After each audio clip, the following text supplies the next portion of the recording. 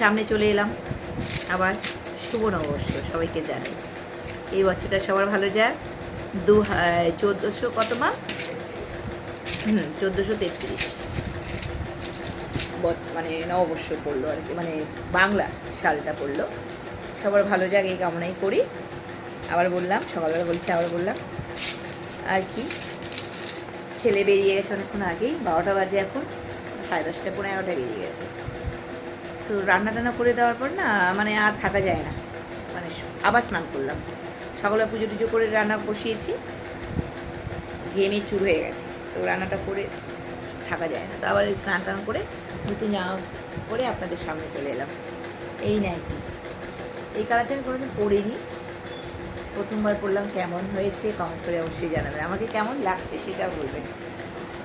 এটা নববর্ষতে প্রতি বছরই আমি ছেলে মেয়ে আমার একটা সুতো, নতুন সুতো আর কি গায়ে দেবই, ছোটোখাটো যেই হোক একটা দেবো। ছেলেকেও দিয়েছি একটা জামা, মেয়ে তো একটা নিয়েছে, ও সন্ধ্যাবেলা পরবে, আমিও সন্ধ্যাবেলা পরবো, আমারও জামা আছে।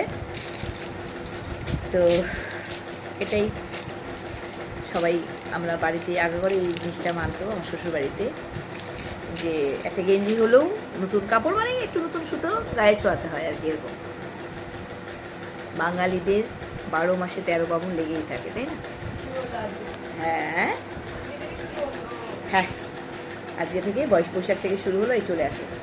হ্যাঁ, কোনো মাসেই মানে দুর্গা পূজার পরে কালী পূজা, লক্ষ্মী পূজা এই সব লেগেই থাকে। ওই জন্যই বললাম 12 মাসে 13 পুজো বাঙালিদের। তো রাখছি, পরে দেখা হচ্ছে। টাটা, ভালো থাকবেন, সুস্থ থাকবেন। বড়রা হলে আমার প্রণাম নেবে, ছোটরা অনেক ভালোবাসা নেবে। টাটা।